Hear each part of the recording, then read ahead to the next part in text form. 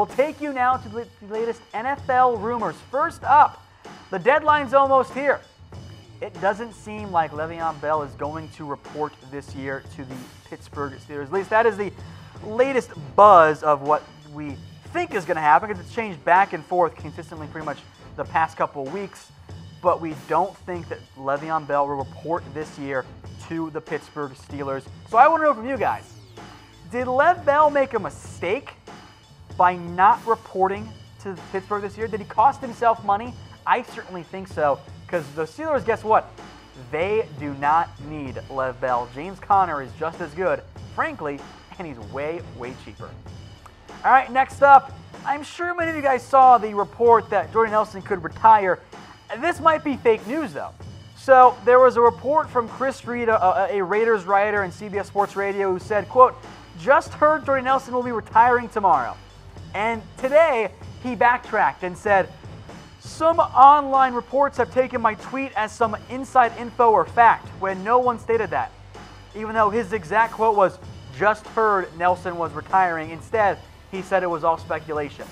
Now, Nelson's a bit banged up. Martavis Bryant's banged up. There's been nothing to come out of the Raiders camp today, or Nelson's camp today, so I kind of think everyone fell for some fake news on Jordy Nelson, but we'll see if that changes later on tonight or later this week. Now, folks, today's show is brought to you by BetDSI. Go to chatsports.com/bet. Use promo code LIVE120 for a 120% deposit bonus. Put down $100, they're going to give you $120 for free for a grand total of $220 to bet with on BetDSI. You are playing with house money at chatsports.com/bet if you use promo code LIVE120. All right, next up is a divorce pending for John Harbaugh and the Baltimore Ravens. It does kind of seem that way. The report from CBS Sports is that they're likely headed toward a mutual parting of ways, which pretty rough for John Harbaugh. Look, the Ravens, if they miss the playoffs, I think Harbaugh's gone. Now, here's the thing for Harbaugh. If he is gone, he is going to have plenty of suitors. Here are just some 5 destinations to watch out for Harbaugh. Denver, when, and I say when, not if, they fire Vance Joseph. If Green Bay dumps Mike McCarthy, imagine Harbaugh in Green Bay. The Cowboys should have interest. USC could as well. And why not the Cleveland Browns, since we know that they are going to need a new head coach this season. Now, speaking of head coaches, about Todd Bowles, the Jets are struggling. Now, NFL.com reports that even after the embarrassing loss to the Bills, the Jets will not make a change mid-season. Despite that, at 3-7, and you're probably going to win 4 or 5 games at most this year, I think Todd Bowles is gone because, most importantly, Sam Darnold is not being set up for success right now.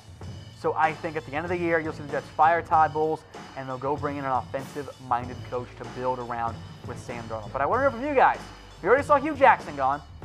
So who will be the next NFL head coach fired? Will it be a Todd Bowles?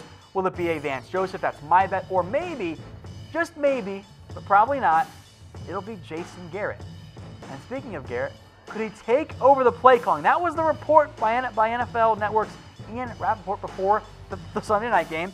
When the Cowboys, they contemplated firing Linehan before the year and then said, you know what, let's let Linehan make all the decisions for some reason, which still makes no sense to me, beyond the fact that they wanted to let Linehan hang himself. Almost fired him at the bye week, but now, in classic Cowboys and Garrett fashion, they win a must-win game, and they keep the jobs of Garrett and Linehan safe for at least another week. Now, I still think the Cowboys need to make Jason Garrett the play caller, fire Linehan, and then allow Garrett to coach for his job for the rest of the year. But let me know what you guys think. I'm out on Linehan. I'm pretty much out on Garrett too, regardless of their 7-minute win over the Eagles. All right, how about Marvin Lewis? He's now the DC in Cincinnati because Teryl Austin, who is not that far removed from being a legit head coach candidate, is out. A historically bad run for the Bengals, the most 500-yard games in consecutive games allowed in NFL history.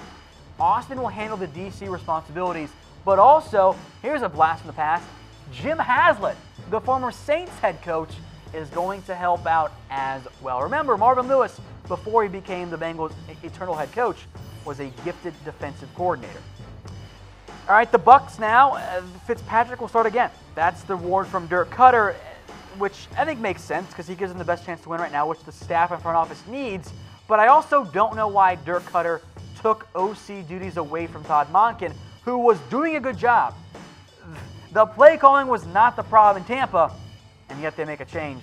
Dirk Cutter, by the way, speaking of coaches who could be fired, I think he's gone after this year. And then one last note here, Brandon Marshall. He signed with the New Orleans Saints today because remember, Ted Ginn, Cam Meredith, and Dez Bryant are all on IR now. The Saints have nobody at wide receiver. They're all banged up. Austin Carr, Traquan Smith, and Michael Thomas are the only real guys on that receiving corps. Someone named Keith Kirkwood is also on there. But good news for Brandon Marshall, folks. I think he's going to finally make the playoffs after not making it ever before in his NFL career.